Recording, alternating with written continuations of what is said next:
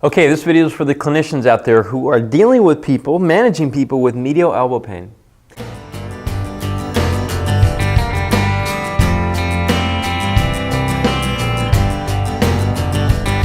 All right, so the first thing to know is that there's a couple different things here and we have to form a couple different theories. But first off, we have to realize, is this a musculoskeletal condition or are we looking at some type of neurological thing into the elbow?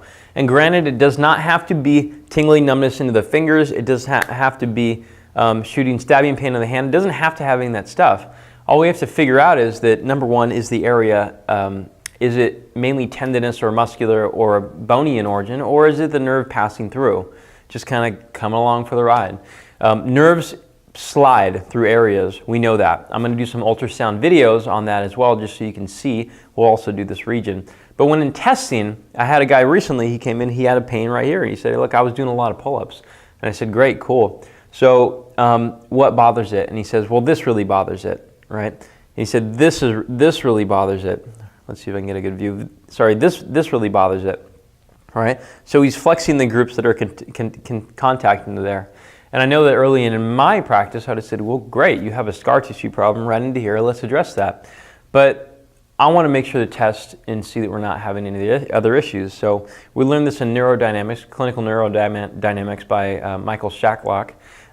Great course, by the way, you should totally take it. This is kind of a bastardized version of it, but for the most part, I want you to guys think about the theory on it.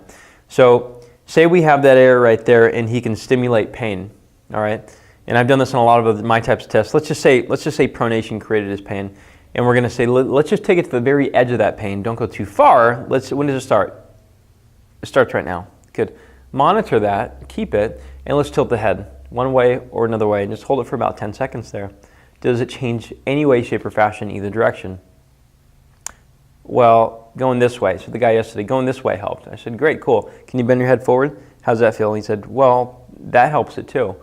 So we found out there's a neurological component to it of the peripheral nerve, mainly because this doesn't change anything about the muscle right there. So I think it'd be very hard to say this is only a muscular condition when we also have a moderation or a switch, a change of symptoms happening from a different area. And we can also use the shoulder as another example of that. If this bothers it, we can go right to the edge of pain right there. Great, cool, that's cool. All right, can you go like this? Yeah, that makes it worse and better too. So consider that. I'm not going to go to the corrections of this because that's probably something you should do in the course, but a style of nerve flossing, specific nerve flossing, is probably going to help this person, and also unloading that area that it's actually passing through because it's probably being compressed. Now, if you guys have more questions on this, I will write a video surrounding it, and also I do plan on having Michael Shacklock on the podcast, which you guys are really going to love. I'll put a link below as well to that. Clinicians are going to love that stuff. I'm not going to say that patients won't like it, but it's going to be a lot more complicated than what you're going to want to know. So I'll see if I can break it down into a very easy article and throw it in here at some point too.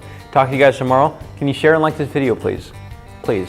It helps me out, figure out what you guys like and don't like. A simple click on that little thumbs up, thumbs down is all I need. Talk to you guys tomorrow.